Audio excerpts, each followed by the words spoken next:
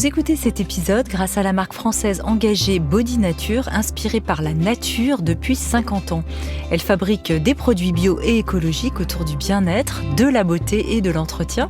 Et si vous cherchez l'indépendance dans un métier qui vous ressemble, Body Nature recrute des conseillères de vente à domicile partout en France, en Belgique et au Luxembourg.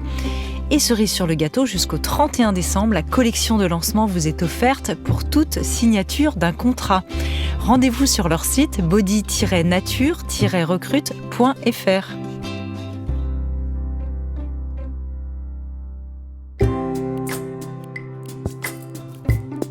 Bienvenue dans la saison 3 du podcast Métamorphose, le podcast qui éveille la conscience.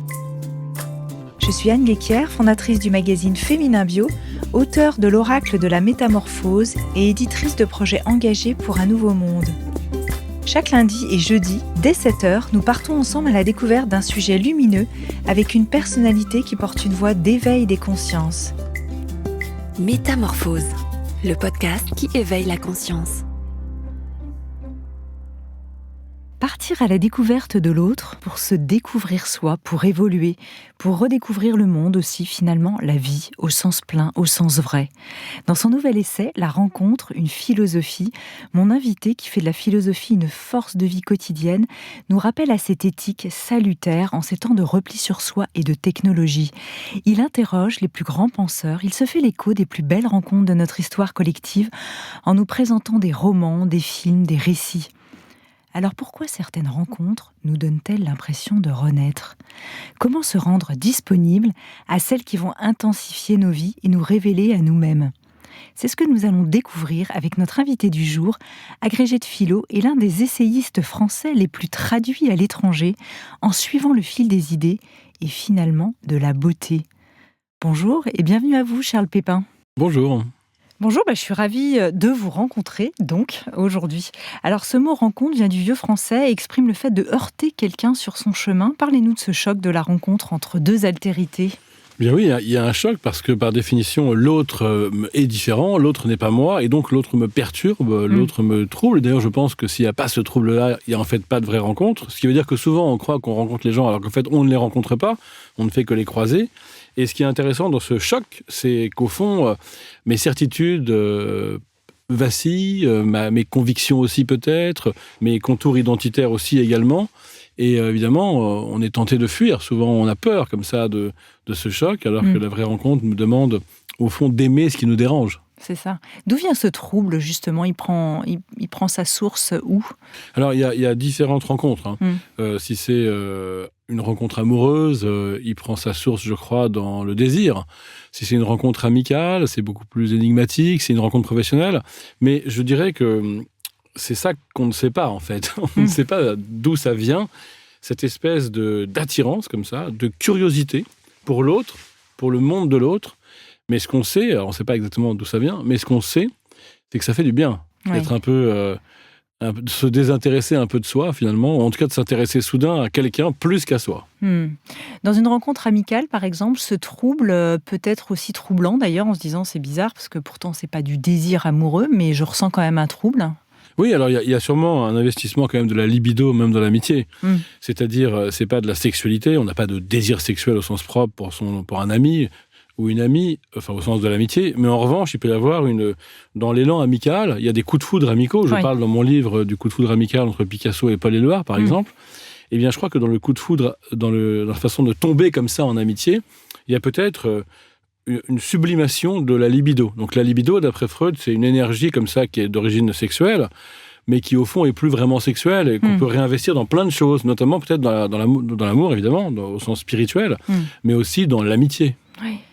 Oui, d'ailleurs, William Reich, qui était un peu un dissident de Freud, a parlé aussi de cette énergie sexuelle comme étant finalement l'énergie de vie, qui n'était pas forcément sexuée. Tout à fait, exactement. De toute façon, il faut aussi se demander pourquoi on a quand même une longue histoire dans l'évolution des espèces, et ce par quoi nous avons survécu, c'est la sexualité en tant qu'espèce. Donc il est clair qu'il y a comme ça, dans la sexualité, un rapport à la mort, un rapport à la vitalité, c'est évident. Oui. Et donc il ne faut pas être obsédé par la question sexuelle, de la sexualité au sens premier. Il faut l'entendre dans un sens beaucoup plus vaste, en fait. Oui, c'est ça. C'est pour ça qu'on parle aussi peut-être d'énergie orgastique élastique et non pas orgasmique. Ouais, vous voulez dire dans l'amitié aussi ? Oui. Oui, bien sûr. Ouais. Mais en fait, ce qui est intéressant, c'est tout simplement l'idée d'énergie, et puis par-delà, l'idée du mouvement. Et c'est ce que j'explique dans mon livre, c'est que dans une belle rencontre, je suis remis en mouvement. Parfois, ma vie s'arrête un peu, je suis dans la répétition, ou dans l'ennui, ou dans la routine, ou dans une sorte d'enfermement sur des rails qui peuvent être mes habitudes, mes certitudes. Et puis, je te rencontre, amical, amour ou même professionnel, et quelque chose est relancé du mouvement de la vie, comme si il fallait sortir, comme s'il fallait sortir. Le casque a volé. Comme s'il fallait sortir, en fait, de soi, de chez soi, déjà aussi, mais de soi. Et de soi, ça veut dire de ses opinions, de ses certitudes, de ses habitudes aussi, pour finalement s'éprouver vraiment vivant. Et c'est ça qui est beau dans la rencontre, c'est qu'on se sent vivant, en fait. Même si c'est parfois un peu désagréable, parce qu'on est dérangé. Parce que je découvre qu'on peut voir le monde autrement, qu'on peut voir tel personnage politique autrement, qu'on peut faire l'amour autrement. Je découvre des choses qui sont dérangeantes quand même, au sens propre. Mais je crois qu'il faut aimer être dérangé, parce que c'est ça la vraie vie. Est-ce qu'il y a des personnes dans votre travail, vos observations, qui sont plus dérangeantes, qui provoquent plus ce mouvement finalement chez l'autre que d'autres ? Oui, bien sûr. Il y a des personnes qui ont une intranquillité et qui refusent comme ça de s'asseoir dans le fauteuil confortable de leur identité et de leur certitude. Et ce sont ces personnes-là qui provoquent les rencontres. D'ailleurs, vous savez, je crois que ce qui compte, c'est qu'il y ait rencontre, pas nécessairement réciprocité d'ailleurs. Et parfois, on peut rencontrer quelqu'un et cette personne ne nous rencontre pas. Et ben, c'est pas grave. Alors que nous, on est tellement égalitariste qu'on voudrait tout le temps une réciprocité. Par exemple, moi j'ai beaucoup d'élèves, ou même je connais beaucoup de jeunes de 16 ans qui disent, voilà, 17 ans, moi le prof, il me calcule pas, donc du coup, ça m'intéresse pas à son cours. Mais c'est dommage, parce que peut-être que le cours est passionnant, et que dans un premier temps, il n'y aura pas de réciprocité, et peut-être qu'elle viendra après. Moi, par exemple, mon prof de philo au lycée, si je m'étais dit ça, je me serais fermé. Et je ne me suis pas dit ça. Il n'y a pas eu de réciprocité pendant au moins 6 mois. Il ne me regardait même pas. Mais moi, je le rencontrais déjà. Et de même, quand j'ai écouté Ray Charles à 13 ans ou David Bowie à 15 ans, heureusement que je n'ai pas attendu la réciprocité pour les rencontrer. Et pourtant, ils ont changé ma vie. Et puis, plus tard, mon prof de philo que j'évoque est vraiment devenu un ami. Et là, la rencontre a pris une autre tournure. Mais ça, c'est un conseil que je voudrais donner à celles et ceux qui nous écoutent. C'est arrêter de vouloir que ce soit donnant-donnant.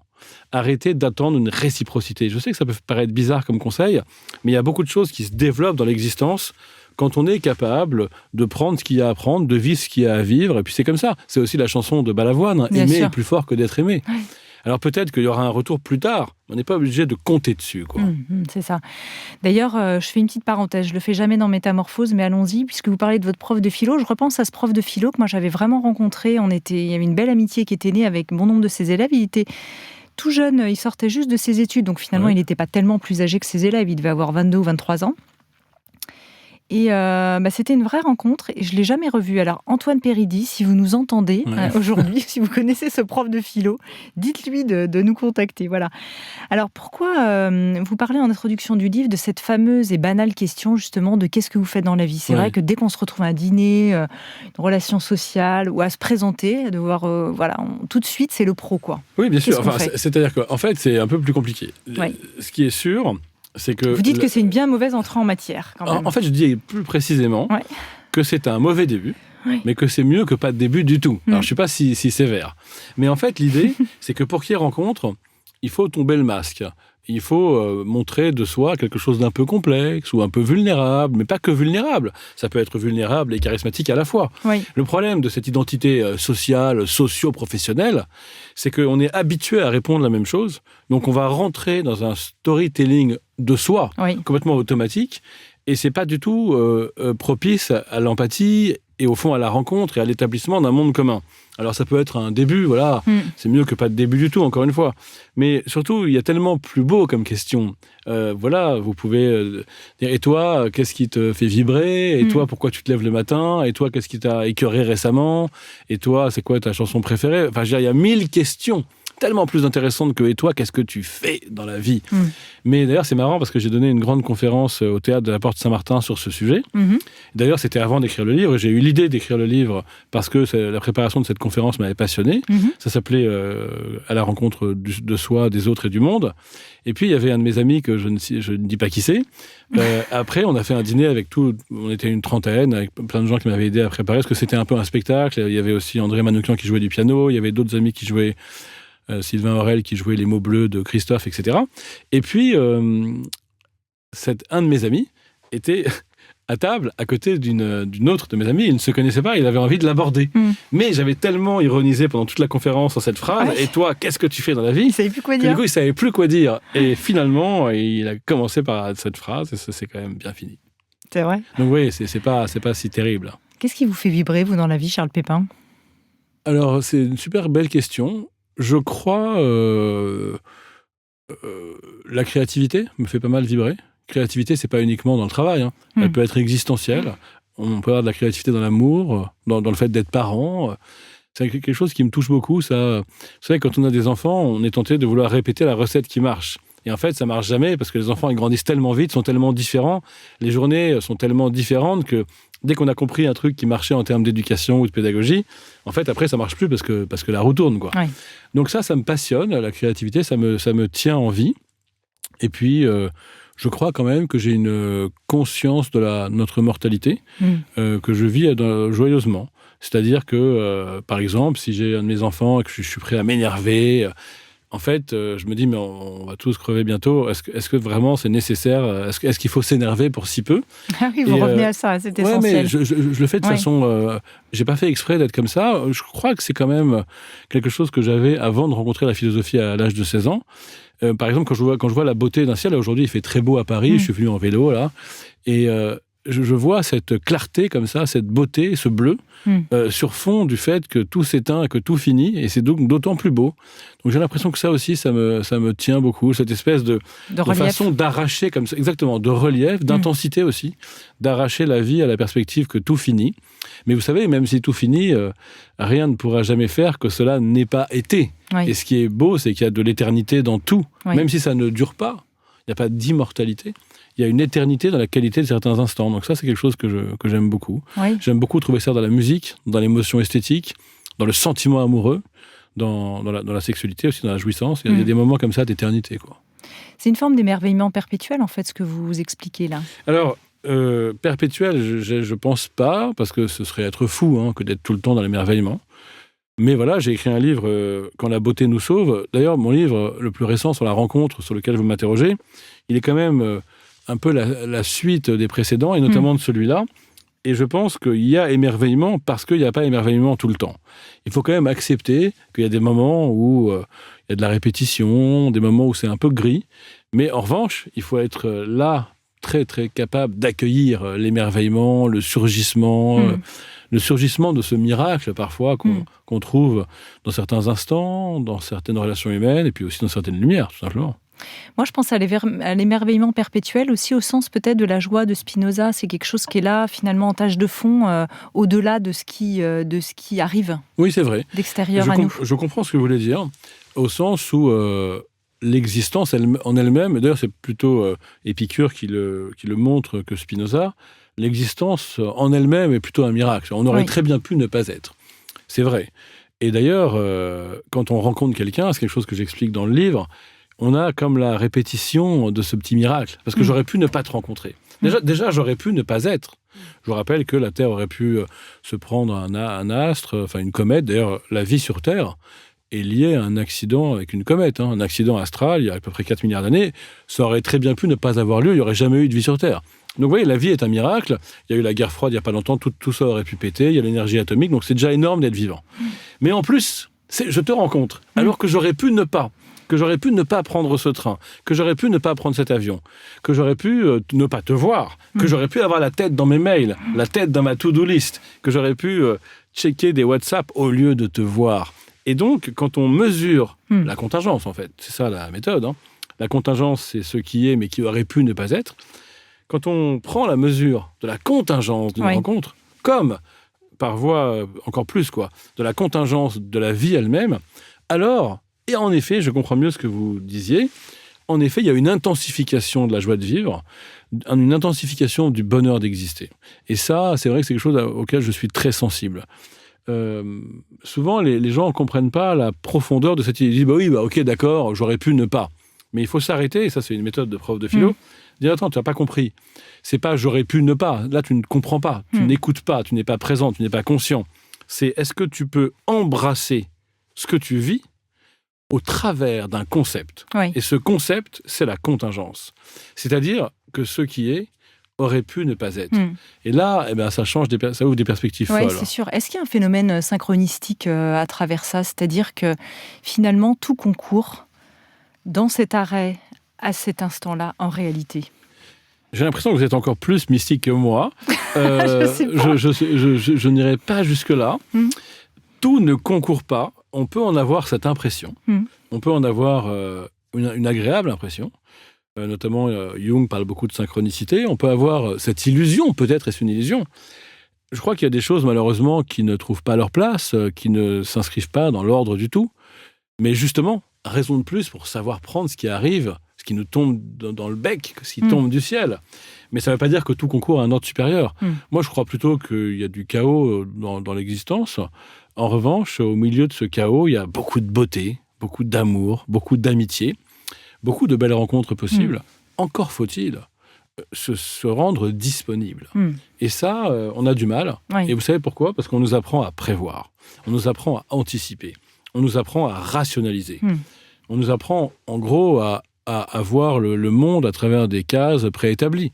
Et souvent, ce qui nous empêche de rencontrer quelqu'un, comme d'ailleurs de rencontrer une œuvre d'art, comme d'ailleurs de rencontrer un paysage, c'est qu'en fait, on n'a pas la capacité d'accueillir un imprévu parce qu'on avait une attente par rapport à quelque chose de prévu.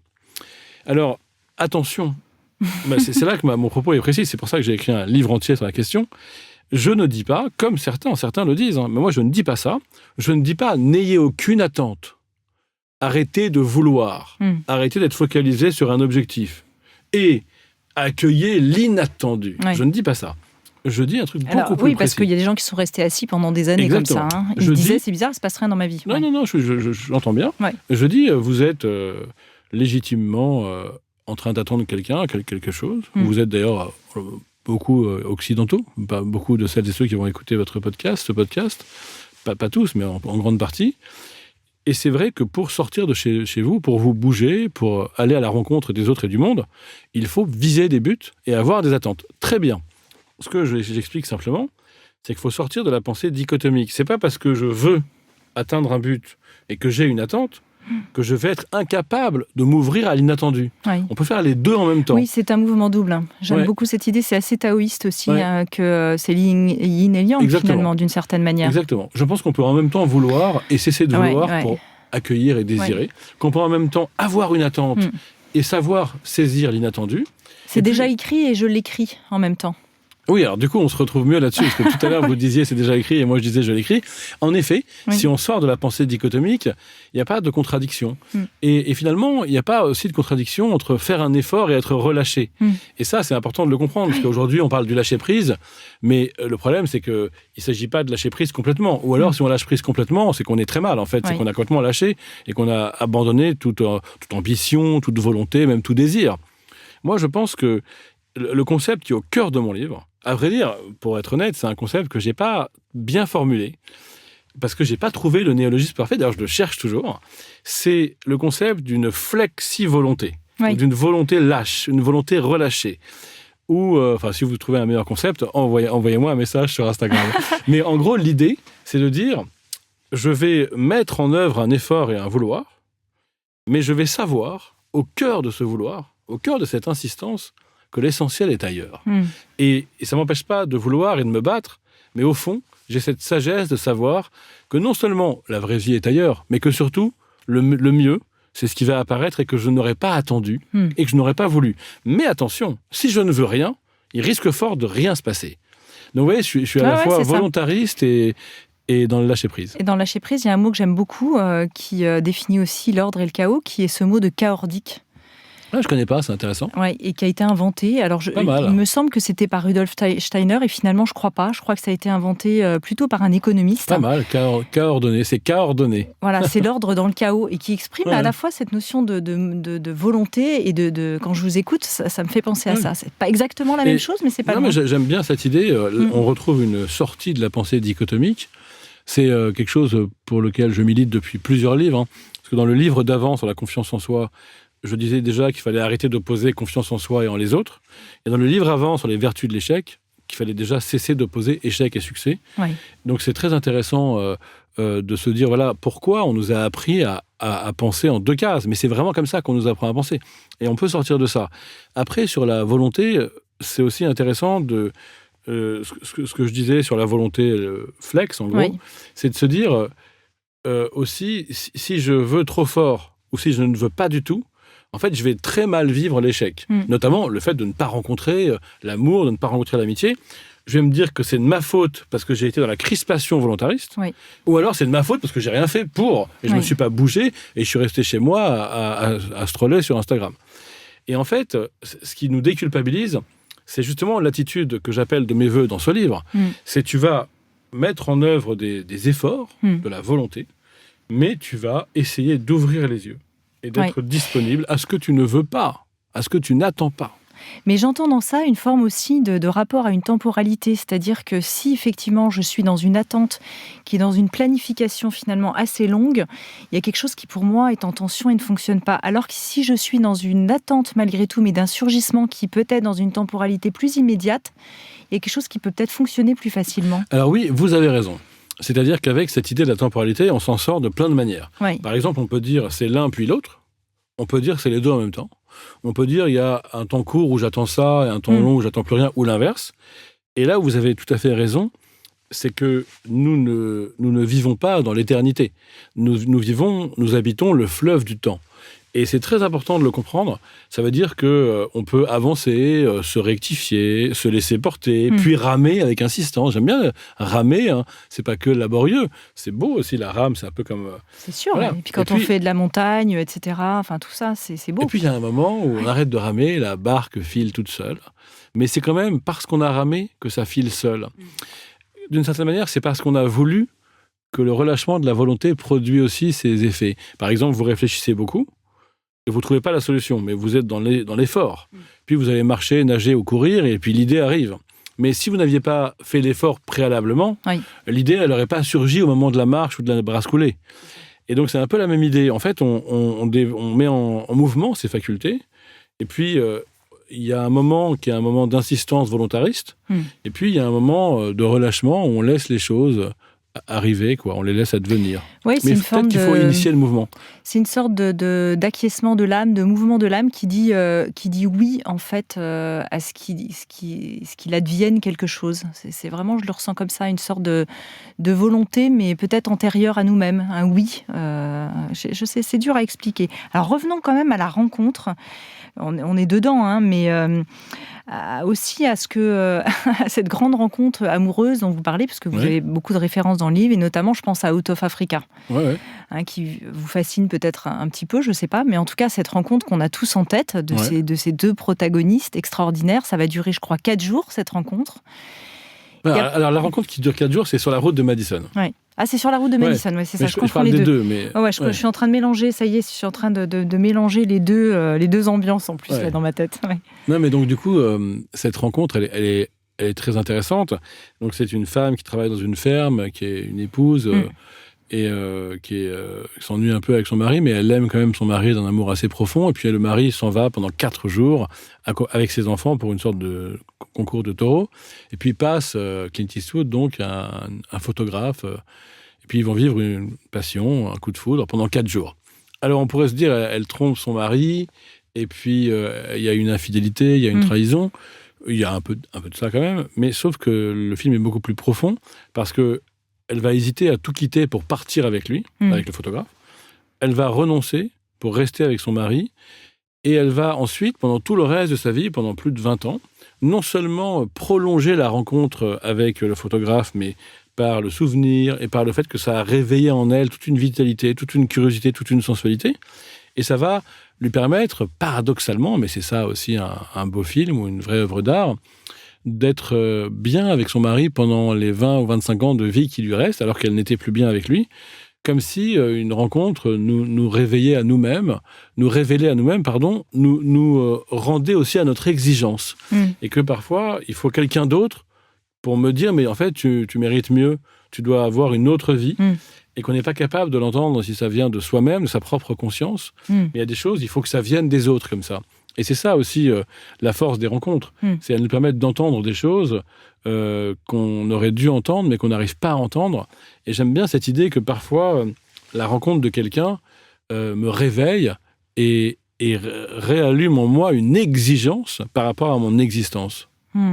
Si tant est que ce n'est pas une projection effectivement de la vie qu'elle aurait rêvé d'avoir avec cet homme et qu'elle se projette de manière illusoire toute sa vie. C'est un peu long, 20 ans pour une projection quand même. Non, elle ne se projette pas en fait dans le film. Elle ne se projette pas. C'est pas ça l'histoire. En tout cas, c'est pas ce qu'a voulu dire Clint Eastwood, qui est aussi le réalisateur. Oui.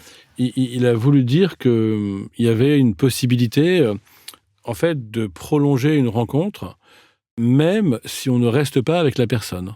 Et ça, on peut le voir de plein de façons.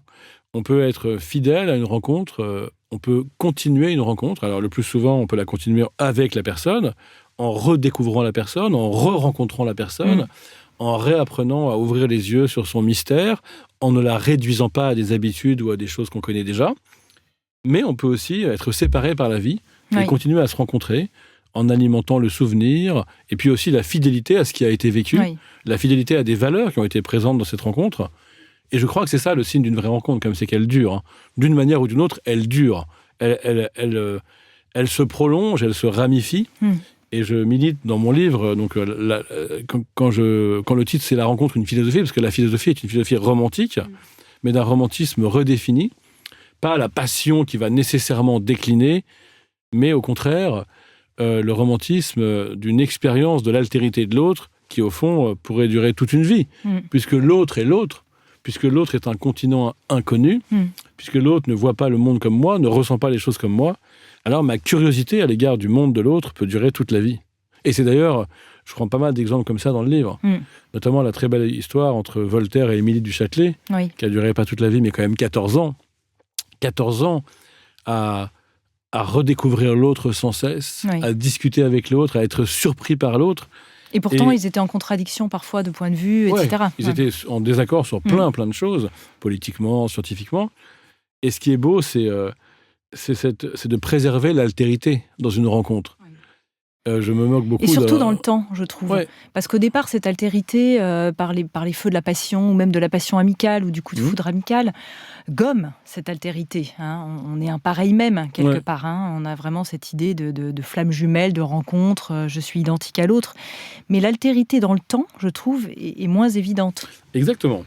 Et d'ailleurs, on voit bien, on le constate, que souvent, dans le temps, on est tenté de dire « on », de dire « nous », notamment dans un couple. Nous, on adore Biarritz, on adore le Maroc. Et si on va dîner chez les Thomas, il n'y a plus qu'une entité à deux têtes un peu monstrueuse, quoi. Enfin, même pas deux têtes, une seule tête, en fait. Je trouve que c'est dommage, parce que ce qui est beau dans une rencontre, c'est l'altérité. Et justement, dans le temps, eh bien, il y a deux attitudes. Soit on va vouloir réduire cette altérité en fusionnant dans une sorte de on un peu bizarre et réducteur.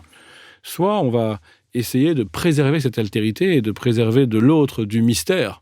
Le problème, c'est que quand on est en couple avec quelqu'un, eh bien, si cette personne demeure mystérieuse, ça peut nous faire peur.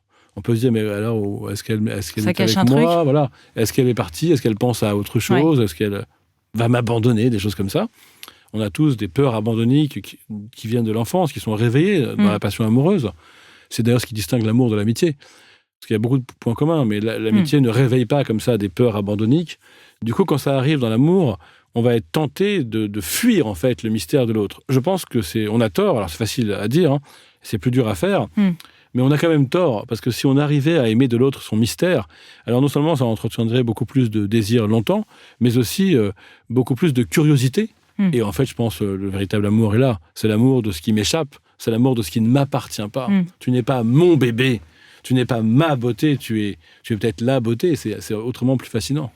Mais voilà, je suis comme tout le monde, les prénoms, les petits mots possessifs viennent naturellement. Ouais, c'est ça. Et puis on le fait aussi avec nos enfants. qui nous appartiennent aussi. On est loin de Khalil Gibran. Vos enfants ne sont pas vos enfants, effectivement, dans l'appropriation. C'est dans le Prophète, ça ? Oui.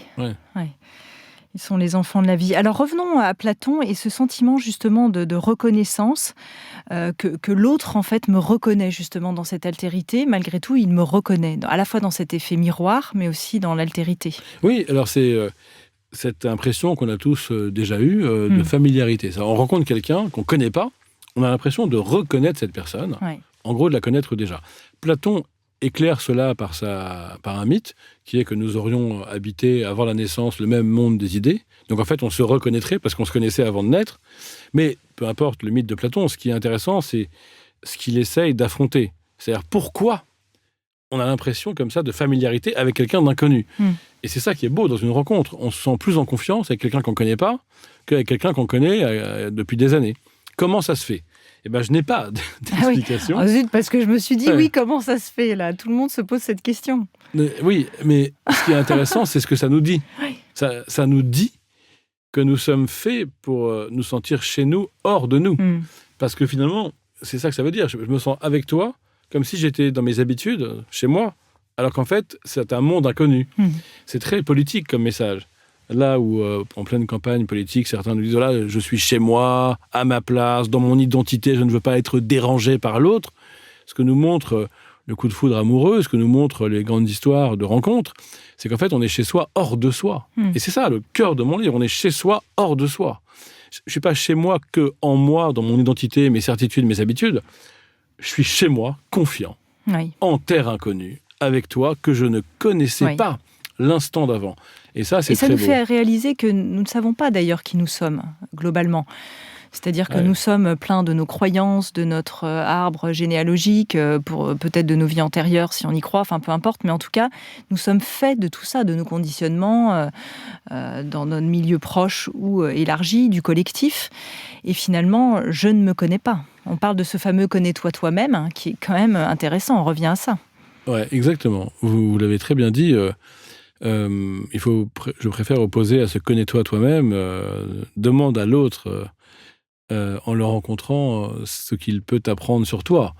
Et en effet, si nous savions exactement qui nous sommes, si nous étions parfaitement clairs avec nous-mêmes, des identités fixes, immuables et conscientes, il n'y aurait pas de rencontre possible. Parce qu'en fait, si moi je sais qui je suis, si moi je suis parfait, si je suis auto-déterminé, si j'ai une belle estime de moi-même, une superbe confiance en moi, si je sais exactement qui je suis, j'ai pas besoin de toi, en fait, j'ai pas besoin de te rencontrer.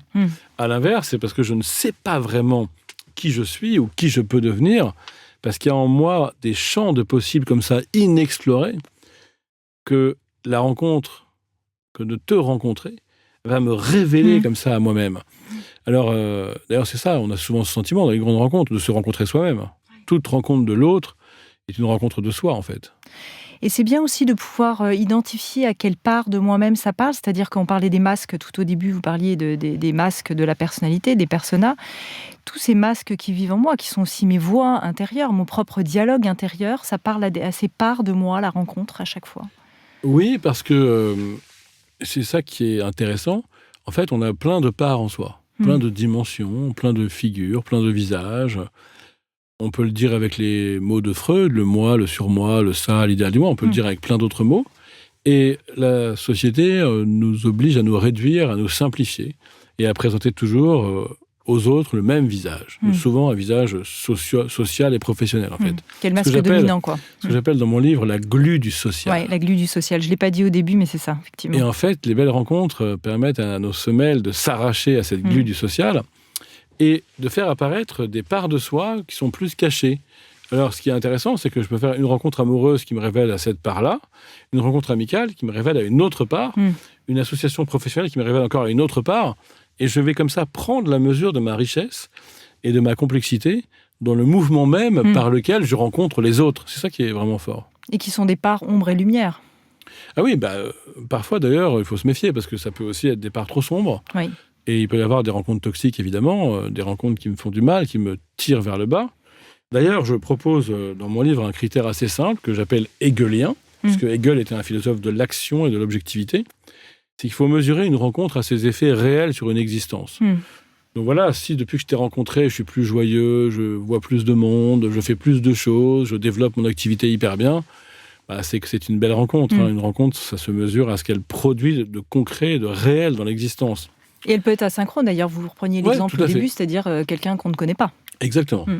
Mais à l'inverse, si depuis que je t'ai rencontré, mon univers s'est rétréci, ma joie de vivre a diminué, s'il y a un amoindrissement du champ des possibles, et si tu me répètes malgré tout que tu m'aimes, mais que dans les faits, ce que je vois comme production effective de la rencontre, c'est que du négatif, alors je crois qu'il faut que j'essaye de couper, de trancher ce lien toxique. Oui.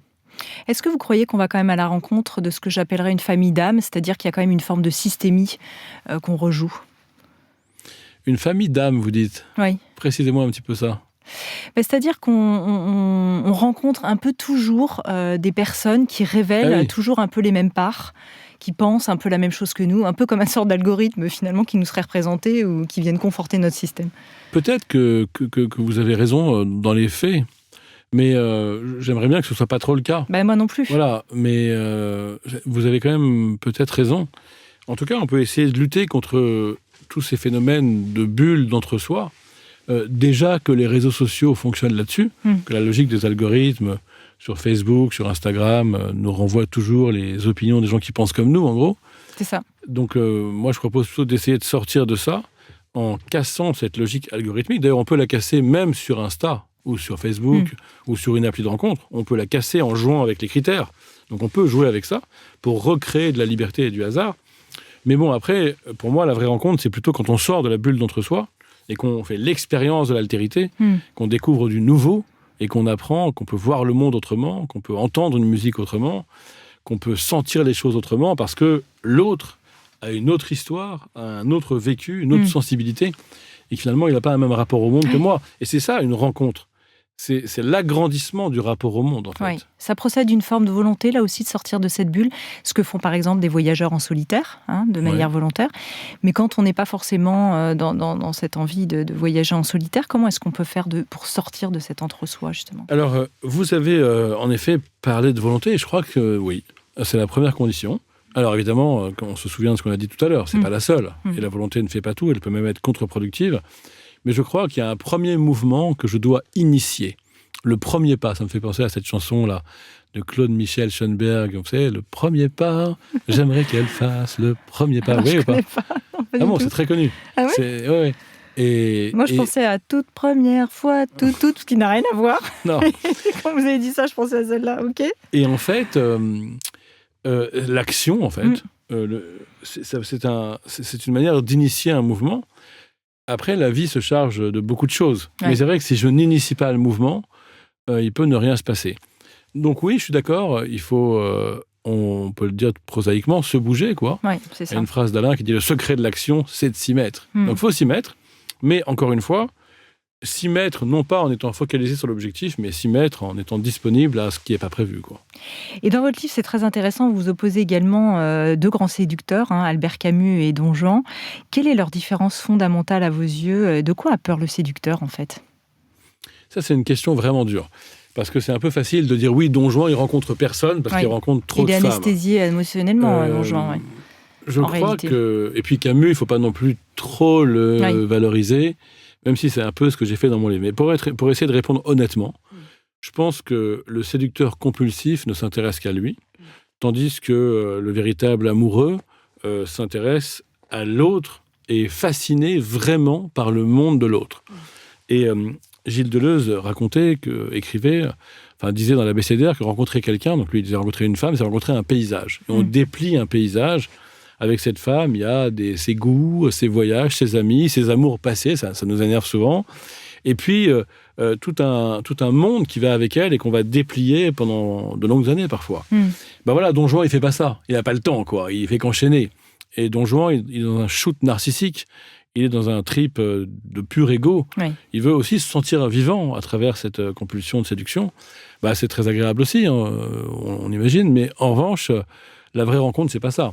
La vraie rencontre, c'est de prendre le temps de faire le tour de la différence de l'autre. Et comme l'écrit très bien le philosophe français Alain Badiou, on n'aura jamais fini de faire le tour de la différence de l'autre. C'est ça, l'expérience de l'altérité. D'ailleurs, il y a une phrase de Platon qu'on ne comprend pas bien qui dit « Qui n'a jamais aimé ne peut pas philosopher ». Bizarre. Quel rapport? Et en fait, ce que ça veut dire, je crois, c'est que philosopher, c'est savoir se mettre à la place de l'autre, c'est savoir faire l'expérience de l'altérité et pas juste répéter ses propres opinions. Oui. Et du coup, quand on aime, on arrive à se mettre à la place de l'autre et on arrive à philosopher, c'est-à-dire à prendre le point de vue de l'autre, parce que dans l'amour, on est préparé à ça. Oui. Ouais, on entre vraiment en compassion et en empathie avec l'autre. Et il y a des techniques, d'ailleurs, moi j'aime beaucoup la voix de l'Imago, par exemple, qui propose des thérapies de couple en ce sens, qui est vraiment intéressant, où on rentre vraiment en dialogue profond avec l'autre. On apprend ça. Mais c'est vrai que c'est pas forcément inné chez l'être humain. Ah non, c'est dur, c'est pas naturel. On est naturellement enclin à être en soi, à être auto-centré. Et c'est pas grave, c'est juste un constat. D'ailleurs, regardez les pensées qui vous occupent à l'échelle d'une journée, la plupart vous prennent vous-même pour objet. Simplement, dans la rencontre de l'autre, enfin, je suis délivré de cette obsession du moi. Et c'est cette curiosité pour l'autre qui fait du bien. Oui. C'est peut-être un avantage aussi de la vieillesse, finalement, ça. Oui, exactement. En tout cas, d'une certaine manière de vieillir, d'être un peu libéré comme ça, du qu'en dira-t-on, et puis libéré aussi de l'obsession du moi.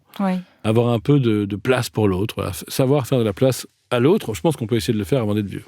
Non, mais c'est bien, mais en tout cas, ils peuvent aussi nous enseigner cette sagesse à travers ce qu'ils vivent, effectivement. Alors, on parlait des algorithmes tout à l'heure, vous parlez aussi de l'amour algorithmique. Évidemment, c'est de notre époque, la rencontre sur les réseaux. Comment vous voyez ça, vous ?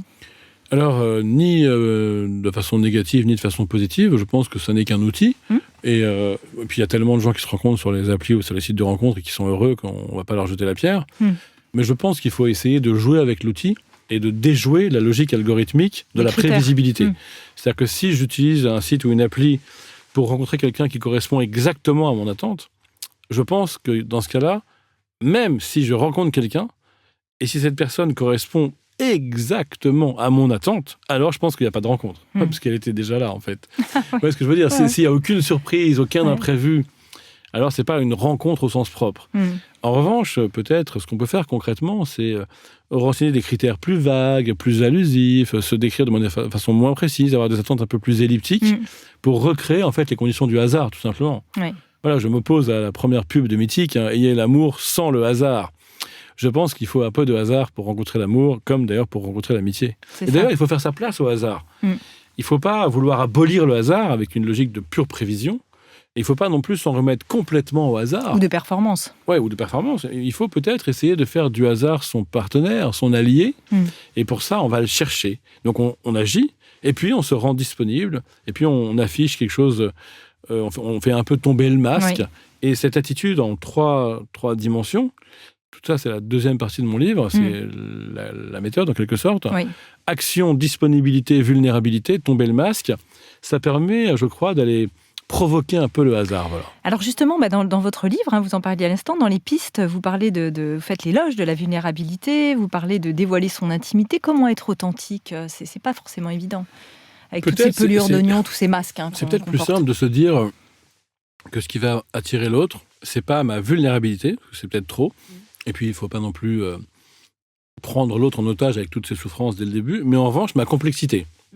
Et pour que je sois complexe, et donc intéressant, il faut qu'il y ait, malgré ma force et mes talents, un peu de vulnérabilité, de fragilité, de tendresse, quoi. C'est vrai que souvent, on se trompe en pensant que pour attirer quelqu'un, il faut avoir l'air parfait, avoir l'air sûr de soi. Ça fait aussi parfois fuir les gens, alors que le fait de tomber le masque le premier peut aussi autoriser l'autre à le faire en retour. C'est ça. Alors, chez l'humain, la rencontre est très signifiante. Est-ce qu'elle est autant chez l'animal, par exemple ? Alors, évidemment qu'il y a des animaux qui se rencontrent, des oies qui vivent en couple, des oiseaux migrateurs qui traversent ensemble, des pingouins qui vont s'accoupler à l'autre bout de la banquise, mais il n'y a pas ce changement individuel occasionné par les rencontres. Alors, on serait tenté de faire de la rencontre le propre de l'homme, au sens où nous, les mammifères humains, nous pouvons, en rencontrant quelqu'un, devenir vraiment très différents. On ne voit pas tellement ça chez les animaux.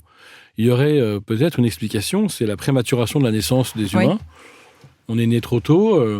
On est inachevé. D'après les embryologistes, 8 ou 9 mois trop tôt. Il faudrait 18 mois pour que les cellules du fœtus soient arrivées à terme. Du coup, c'est vrai, on se dit, est-ce que les rencontres vont parachever le travail que la nature a laissé inachevé ? Et la réponse est oui. On voit bien que le bébé, il a besoin d'être prolongé, d'être assisté, d'être enveloppé, comme si... contenu même. Voilà, comme si, né trop tôt, nous avions besoin de faire des bonnes rencontres pour pouvoir non seulement survivre, mais aussi vivre bien et grandir et se développer. Et la rencontre entre l'homme et l'animal ? C'est une belle rencontre aussi. De toute façon, la rencontre, c'est l'invariant que je cherche dans mon livre. Et qu'on rencontre un animal, un être humain, un paysage, un livre... Un arbre, oui. Voilà, il y a toujours le même mouvement. L'objet même. Ouais, un objet, bien sûr. Mais c'est quand même un peu moins fort, je trouve, la rencontre d'un objet que la rencontre d'un être vivant. Mais quoique, il y a toujours cette idée... Est-ce que l'œuvre d'art est objet, par exemple ? Oui, bien sûr. Ouais. Voilà. Il y a toujours cette idée que je vais sortir de moi-même et dans le contact avec ce qui n'est pas moi, me rencontrer. D'où une invitation au voyage, en fait, une invitation à l'exploration, une invitation aussi à la curiosité, bien sûr. Et la rencontre avec Dieu dans tout ça ? Eh bien, si vous êtes croyant, vous pouvez penser que Dieu lui-même a besoin de rencontrer l'homme et le monde pour savoir qu'il est Dieu. C'est en tout cas une façon de croire en Dieu. Il s'expérimente lui-même. C'est un peu ce que dit Martin Buber dans son beau livre « Je et tu ». Il vient s'expérimenter, c'est ça ? Ouais, il a besoin, lui aussi, en fait, son être à lui aussi, est de partir à la rencontre de ce qui n'est pas lui. Ce serait le monde, ce serait la nature, ce serait l'homme. Après, on peut aussi penser le contraire, et de dire que le problème, c'est que si Dieu existe et si nous avons ce point commun, alors il y a moins de rencontres de l'altérité, parce qu'on est tous les enfants du même Dieu. Moi, j'ai l'impression que ce qui compte, qu'on soit croyant ou pas, c'est de s'éprouver pleinement vivant au cœur d'un mouvement par lequel on se risque à sortir de soi pour devenir soi-même. Donc c'est une forme de transcendance ? Oui, transcendance par opposition à immanence. Ouais, l'immanence, c'est quand ce qui est en soi est fermement en soi. Et la transcendance, c'est quand on sort comme ça, on expérimente une sortie de la limite. On pourrait dire ça comme ça, en tout cas un voyage, et en tout cas une sortie de soi, voilà, sortons de nous-mêmes. Ça veut dire ne soyons pas trop nous-mêmes, ça veut dire aussi ne soyons pas trop fiers de nous-mêmes, pas trop suffisants, pas trop auto-définis, et peut-être que c'est dehors, quoi, que la vraie vie nous attend. Il y a une forme comme ça, justement, j'entends, d'abandon au mystère, en ce sens, de sortir de soi. Oui, abandon au mystère, mais ça n'empêche pas qu'il y a un chemin. Le mystère est au bout du chemin, et c'est sûr qu'il y a un moment, il faut savoir accepter le mystère, ne pas vouloir tout réduire, tout posséder et tout arraisonner. Mais avant cela, il y a un chemin où il y a beaucoup de choses qu'on peut comprendre, qu'on peut étudier, qu'on peut anticiper. Voilà, c'est comme un chemin qui mène à la mer. Simplement, au bout du chemin, il y a une sorte de promontoire ou de plongeoir, quoi. C'est ça. Et à un moment, on saute. Alors, on a été préparé. On a été préparé par le travail, par la curiosité, par l'anticipation. Mais il y a un moment où il faut sauter, quoi. Et la vraie vie, c'est ça. C'est le moment où on saute. Le moment où on y va. Ouais, c'est le moment où on y va. Puis vous parlez aussi de ces rencontres, quelque part, qui nous élèvent, même si, en disant élever, je repars dans une dichotomie, quelque part, de ce qui est bien et de ce qui est mal. Mais vous parlez aussi de ces échanges avec un bébé, un SDF, une victime, voilà. Elles engendrent en nous un changement moral. Oui, c'est vrai. C'est le philosophe Lévinas qui nous éclaire là-dessus aussi. Oui, c'est vrai qu'il y a, si on se demande quels sont les vrais signes que la rencontre a lieu, il y a des signes qu'on a un peu évoqués, le désir, le trouble, la curiosité pour le monde de l'autre. Mais le problème, c'est que parfois, on a ces signes-là, et en fait, la rencontre n'a pas lieu. Ils ont été trompeurs, parce que ça n'a pas donné suite. La grande rencontre, elle-même, elle fait des petits, quoi. Et donc, il y a d'autres signes plus tangibles, plus forts. Et notamment, celui que vous évoquez, c'est quand je me sens responsable de l'autre. Non seulement j'ai changé à son contact, mais en plus, je me sens responsable. C'est-à-dire, là, on s'est vraiment rencontrés. Nos trajectoires ne se sont pas simplement croisées, tant et si bien que je me sens responsable de toi. C'est la différence entre quelqu'un que j'ai rencontré, un SDF à qui j'ai parlé. J'ai vu son regard, j'ai senti sa détresse, et donc je me sens responsable de lui, donc ça, je l'ai rencontré, quoi. et un SDF dont je détourne le regard, que je fuis, je me sens coupable peut-être de le faire, mais pas responsable.